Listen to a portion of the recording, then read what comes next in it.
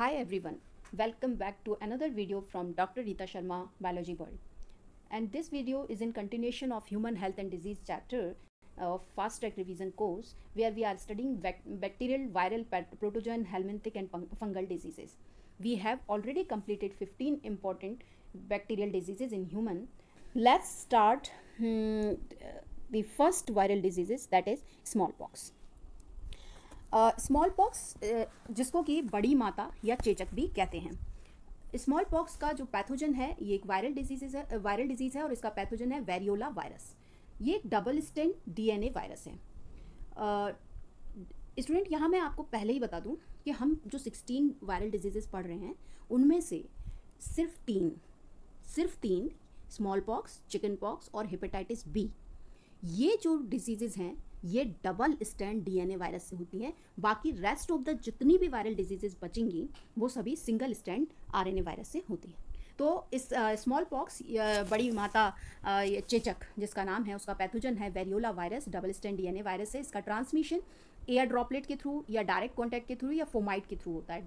Air droplet यानी ऐसा व्यक्ति अगर स्नीजिंग या कफिंग करता है जो कि स्मॉल पॉक्स से इन्फेक्टेड है, अफेक्टेड है वो, तो उसके कॉन्टैक्ट में कोई अगर नॉन इन्फेक्टेड पर्सन आता है तो उसको ये एयर ड्रॉपलेट की वजह से ये इन्फेक्शन हो सकता है. डायरेक्ट कॉन्टैक्ट यानी इससे निकलते हैं जो फुंसियाँ निकलती हैं, उन फुंसियों के डिस्चार्ज के थ्रू अगर कोई कॉन्टैक्ट में आ जाता है तो भी ये उसका ट्रांसमिशन नॉन इन्फेक्टेड पर्सन में हो जाता है. तीसरा फोमाइट यानी उसके द्वारा इन्फेक्टेड पर्सन के द्वारा यूज़ किए जाने वाले सामान को कोई नॉन इन्फेक्टेड पर्सन अगर यूज़ करता है तो उसमें इसका ट्रांसमिशन हो जाता है. इसका इंक्यूबेशन पीरियड है 12 डेज. अब जानते हैं इसके सिम्टम्स को. इसमें क्या होता है तो इसमें सबसे पहले हाई फीवर. इसमें जो फीवर आएगा वो बहुत ज़्यादा ज़ोर से आएगा. हाई फीवर, ठंड लगेगी, हेडेक होगा, बॉडी एक होगा, वीकनेस हो जाएगी, रैश ऑन फेस और लिम्स. चकत्ते पड़ जाएंगे. कहाँ पर? फेस पर और हाथों पर. ये चकत्ते उठ जाएंगे. ये कब से उठेंगे? ये बुखार आने के तीसरे दिन से. फिर इन चकत्तों के ऊपर फुंसियाँ उठ जाएंगी. ठीक है. उन फुंसियों में फिर फुंसियाँ उठ जाने के बाद उनमें पानी पड़ेगा, वेसिकल, देन पस्ट्यूल्स यानी पस पड़ जाएगा, देन स्कैब यानी पपड़ी जम जाएगी, then scab will fall off by third of week. तीसरे वीक के बाद ये पपड़ी झड़ना चालू हो जाएगी. जो स्कैब है वो, इसमें जो स्कैब जब झड़ेगी यानी पपड़ी जब झड़ेगी तो वो गहरे निशान छोड़ जाती है, डीप गहरे जो गड्ढे जैसे निशान छोड़ जाती है. तो यह जो लास्ट जो विक्टिम अर्थ पर देखा गया है वो है अली माओ मालिन, जो कि एक सोमालिया में इसका व्यक्ति था, जिसको 1977 में जो लास्ट देखा गया विक्टिम इसका वो था अली माओ मालिन. यहाँ एक चीज़ इम्पॉर्टेंट है वो जान लेते हैं कि small pox completely eradicated disease घोषित कर दी गई है. यानी अब कोई भी स्मॉल पॉक्स का विक्टिम अर्थ पर नहीं है. ठीक है. अब बात करते हैं नेक्स्ट डिजीज़ चिकन पॉक्स की. चिकन पॉक्स जिसको कि छोटी माता भी कहा जाता है. इसका जो पैथोजन है वो है वेरिसेला जोस्टर वायरस. ये भी एक डबल स्ट्रैंड डीएनए वायरस है. ठीक है. वेरिसेला जोस्टर वायरस जो कि डबल स्ट्रैंड डीएनए वायरस है. ये जो है चिकन पॉक्स जो है वो अधिकतर बच्चों को अफेक्ट करती है. ठीक है. इसका ट्रांसमिशन भी सेम वही एयर ड्रॉपलेट्स के थ्रू, डायरेक्ट कॉन्टैक्ट के थ्रू या फोमाइट के थ्रू होता है. मैंने आपको तीनों चीज़ें बता दी हैं, आप समझ भी गए होंगे क्या क्या है. उसके बाद इंक्यूबेशन पीरियड जो है इसका 14 से 21 दिन होता है. उसका था 12 दिन, यानी 12 दिन के अंदर लक्षण आने चालू हो जाते हैं. ठीक है. लेकिन इसका जो है 14 to 21 यानी वायरस आपकी बॉडी में गया उसके बाद 14 से 21 डेज में इसके सिम्टम्स आपको दिखाई देंगे. ठीक है. तो इसका सिम्टम्स क्या होते हैं? सिम्टम्स वही होते हैं. वहाँ पर स्मॉल पॉक्स में हमने देखा था हाई फीवर और चिल, लेकिन यहाँ पर कैसा फीवर है? Mild fever. ठीक. लेकिन बाकी सभी सब कुछ सेम. हेडेक होगा, बॉडी एक होगा. इसके अलावा चकत्ते पड़ेंगे, जो कि चकत्ते रेड चकत्ते उठने चालू हो जाएंगे, जो कि ट्रंक पे ज़्यादा होंगे और फेस पे कम होंगे. और ये चकत्ते तीसरे दिन से, फीवर आने के तीसरे दिन से स्टार्ट हो जाएंगे. फिर उनमें देन पेप्यूल्स यानी फुंसियाँ उठेंगी, देन वेसिकल्स यानी पानी भर जाएगा, देन पस्ट्यूल पस पड़ जाएगा और उसके बाद पपड़ी जम जाएगी. और ये पपड़ी थर्ड वीक से झड़ना चालू हो जाएगी. इसमें जो है दोनों में अंतर जो है वो क्या है? एक तो है कि इसका जो उसमें स्मॉल पॉक्स में हाई फीवर होता है, इसमें माइल्ड फीवर होता है. ठीक है. दूसरा इसमें इस निशान जो हैं स्मॉल पॉक्स में गड्ढे जैसे निशान छूट जाएंगे, बट चिकन पॉक्स में कोई निशान बॉडी पर नहीं रह जाते हैं। ठीक है। अब स्टूडेंट, आपने सुना होगा कि अगर किसी को एक बार स्मॉल पॉक्स या चिकन पॉक्स हो गए तो दोबारा नहीं होती। क्यों क्यों नहीं होती? क्योंकि हमारी बॉडी का इम्यून सिस्टम उनके अगेंस्ट में एंटीबॉडी बना लेता है। ठीक है। लेकिन किसके अगेंस्ट में बना लेता है? उस वायरस के अगेंस्ट में एंटीबॉडी बना लेता है। लेकिन कभी कभी किसी में इसका वायरस रह जाता है, तब क्या होगा?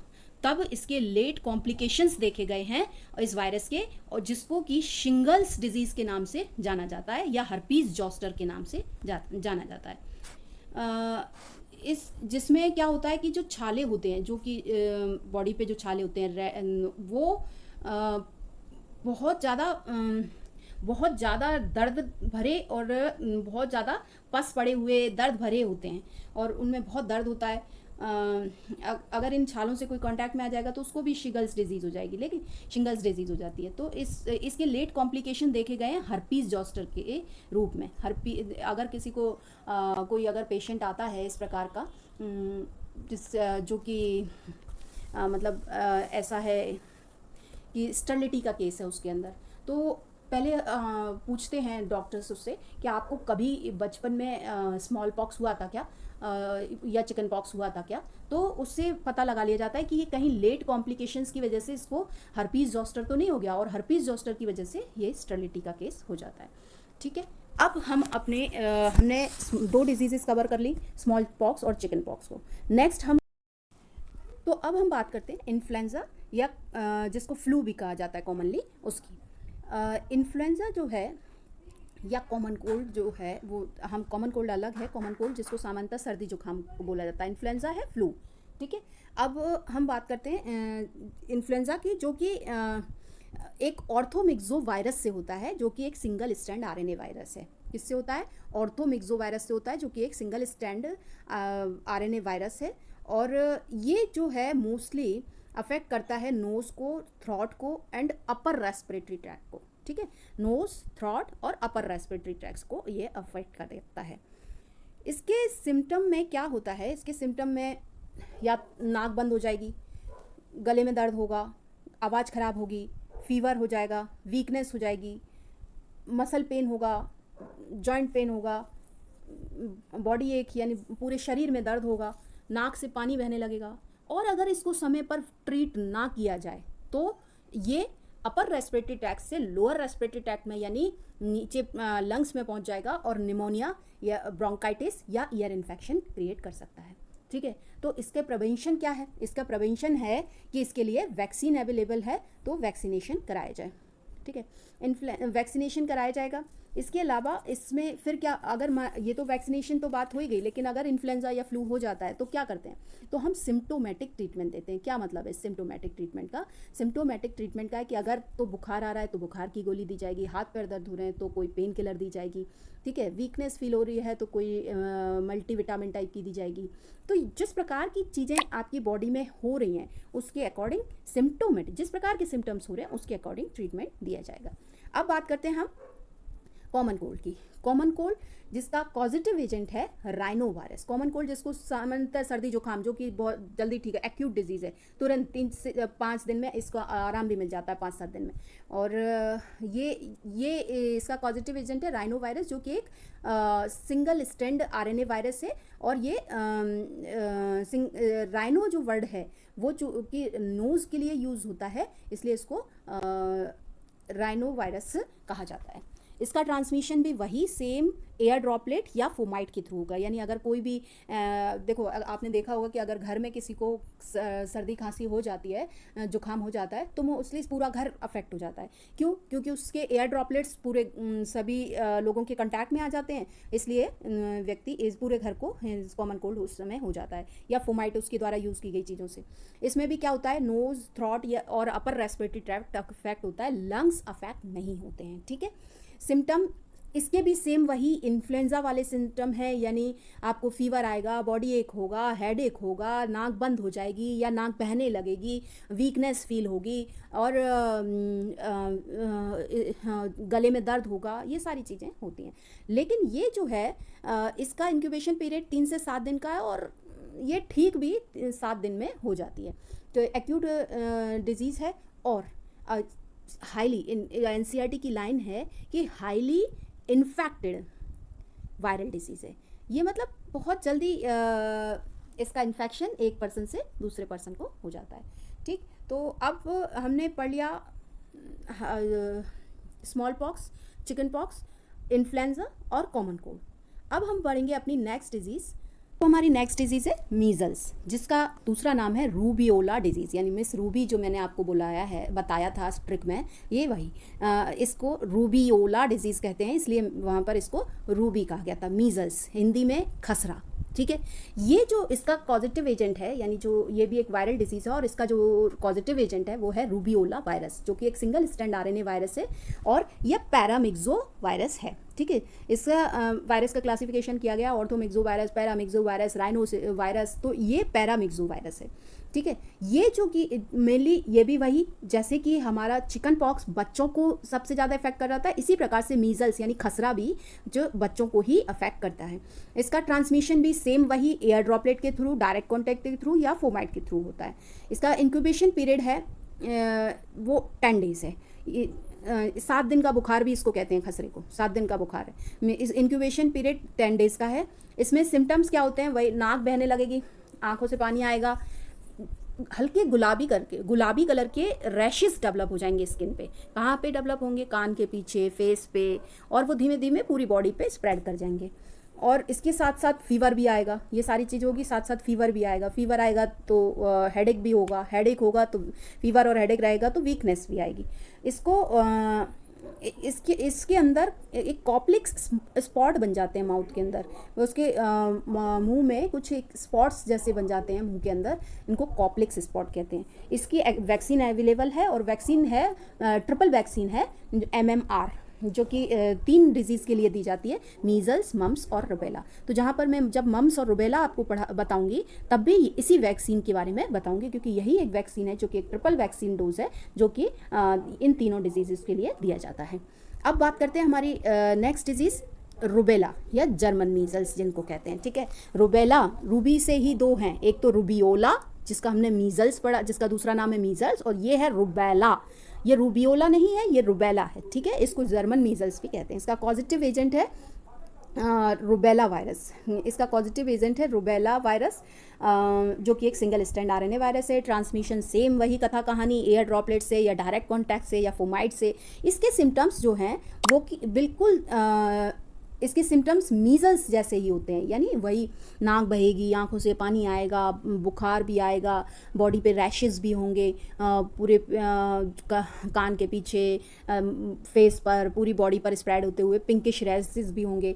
लेकिन इसके जो रैशेस होंगे वो जो पिंक कलर वहाँ डार्क था, यहाँ पे थोड़ा हल्का होगा। ठीक है, जर्मन मीज़ल्स में ये सिम्टम्स मीज़ल्स जैसे ही होंगे, बट यहाँ जो पिंक रैशेस होंगे वो हल्के होंगे। ठीक है, इसके लिए भी वैक्सीन अवेलेबल है और वही वैक्सीन है, ट्रिपल वैक्सीन डोज है MMR, जो कि इसमें भी दिया जाता है। अच्छा, एक चीज़ और कि चूँकि इसमें म्यूकस मेम्ब्रेन अफेक्ट होती है, किसमें, मीज़ल्स में और जर्मन मीज़ल्स में, रुबेला में म्यूकस मेम्ब्रेन हमारी जो इफेक्ट होती है, इसकी वजह से जो नोज़ की, माउथ की और आई की म्यूकस मेम्ब्रेन की अफेक्ट होने की वजह से या इन्वॉल्व होने की वजह से इसमें नाक बहती है, आंसू आते हैं, ये सारी चीज़ें होती हैं। ठीक है, नेक्स्ट हमारी डिजीज़ रहेगी रेबीज़। स्टूडेंट्स, अब हम अपने नेक्स्ट डिजीज़ रेबीज़ के बारे में बात करते हैं, जिसको हाइड्रोफोबियल डिजीज़ भी कहा जाता है। रेबीज़ आपने बहुत सुना होगा कि ये कुत्ते के काटने से होती है, लेकिन स्टूडेंट ये सिर्फ कुत्ते के काटने से नहीं होती है, ये और भी वाइल्ड एनिमल्स हैं जिनके काटने से होती है, जैसे कि कैट है, वोल्फ है, जैकल है, फॉक्स है, इन सब के काटने से भी रेबीज़ होती है। तो ये एक वायरल डिजीज़ है और इसका भी virus single stand RNA virus है। ये जो वायरस है ये जो वायरस है जिसका नाम है रैब्डो वायरस या रेबीज़ वायरस भी हम इसको बोलते हैं। क्या बोलते हैं? रैब्डो वायरस या रेबीज़ वायरस भी जिसको हम बोलते हैं। इसका क्या होता है स्टूडेंट कि अगर कोई रैबिड डॉग है, रैबिड डॉग मतलब जिस डॉग में रेबीज़ वायरस या रैब्डो वायरस प्रेजेंट है। अब क्या होगा स्टूडेंट, अगर ये कोई रैबिड डॉग है और ये वायरस इसके सलाइवा में प्रेजेंट है और ऐसा रैबिड डॉग किसी पर्सन को काट ले तो ये वायरस ह्यूमन में पहुंच जाता है। ठीक है, तो ये कैसे पहुंचता है, इसका ट्रांसमिशन कैसे? बाइट ऑफ रैबिड डॉग से। लेकिन कब पहुंचेगा कि अगर कोई डॉग है, कोई रैबिड डॉग है, लेकिन वो रैबिड डॉग के सलाइवा में ये वायरस आ गया है, सलाइवा तक पहुंच गया है और ऐसा डॉग किसी पर्सन को काट ले तो जो वायरस है वो ह्यूमन में पहुंच जाएगा। लेकिन कोई ऐसा डॉग है जिसकी बॉडी में ये वायरस है बट वो उसके सलाइवा तक नहीं पहुंचा है। ठीक है, सलाइवा यानी लार तक नहीं पहुंचा है। तो ऐसे डॉग के बाइट करने से, ऐसे डॉग के काटने से ह्यूमन को रेबीज नहीं होगी, भले ही ये वायरस कुत्ते में प्रेजेंट होगा। हम अच्छा स्टूडेंट, हम क्यों कहते हैं कि डॉग जिस कुत्ते ने काटा है उसको 10 दिन तक वॉच करनी चाहिए? अगर वो क्यों कहते हैं ये वाली बात कि उसको वॉच करना चाहिए, उसको देखना चाहिए कि वो कुत्ता जिंदा है कि मर गया, ये देखना चाहिए।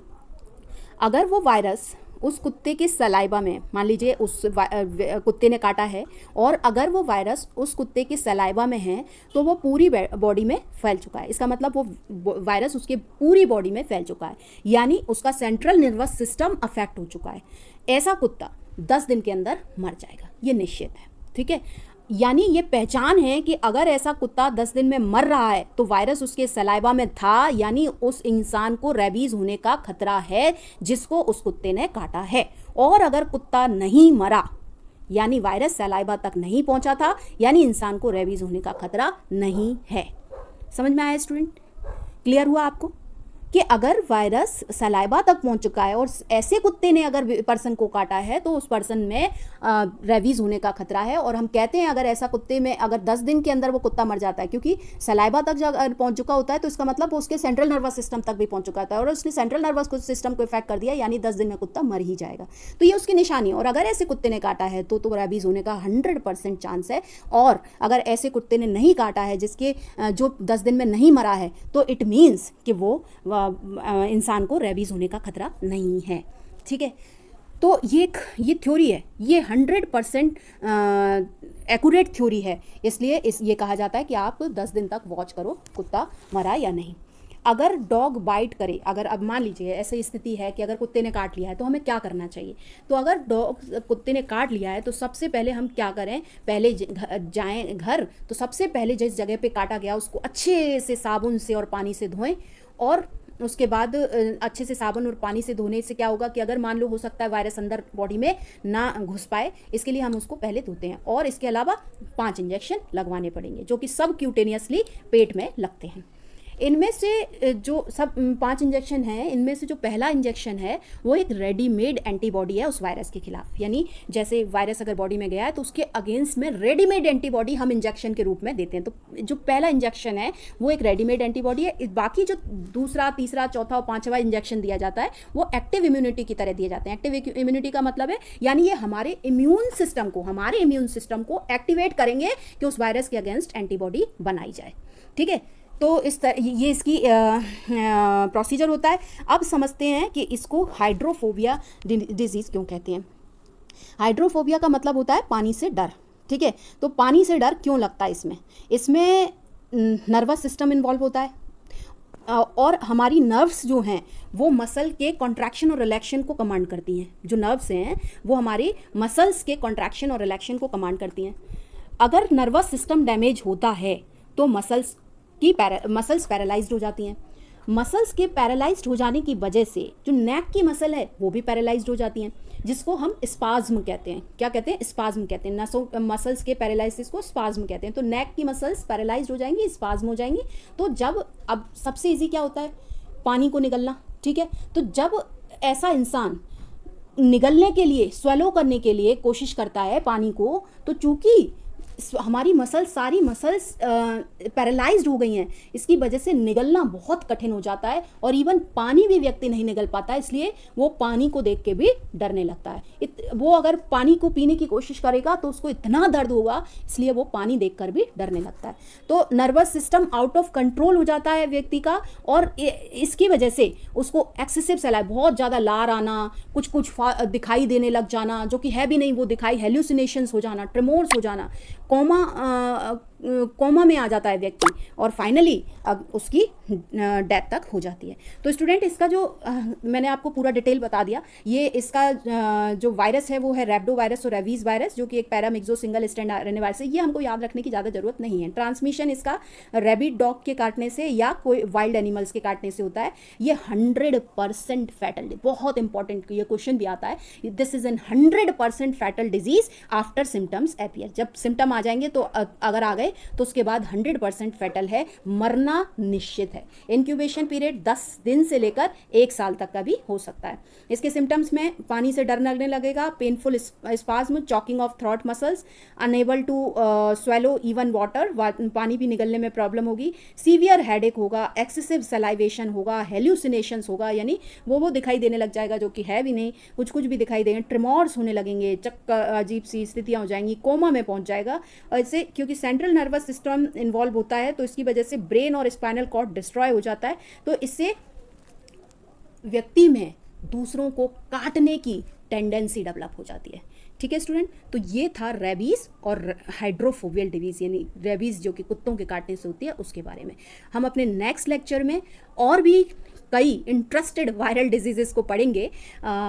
तब तक के लिए थैंक यू। अगर आपको वीडियो पसंद आया हो तो लाइक कीजिएगा, शेयर कीजिए, जिससे कि और भी लोगों तक जो कि किसी कॉम्पिटिटिव एग्ज़ाम्स की, नीट की और मेडिकल एंट्रेंस एग्ज़ाम्स की और किसी अदर कॉम्पिटिटिव एग्ज़ाम्स की तैयारी कर रहे हैं जहाँ पर ये चैप्टर बहुत इंपॉर्टेंट होता है उनके लिए भी, तो उन तक ये नॉलेज पहुँच सके। साथ ही अगर आप चैनल पर नए हैं तो चैनल को सब्सक्राइब करिए, बेल आइकन दबाइए, जिससे कि मेरे वीडियोज़ की नोटिफिकेशंस आपको मिलती रहे। Thank you.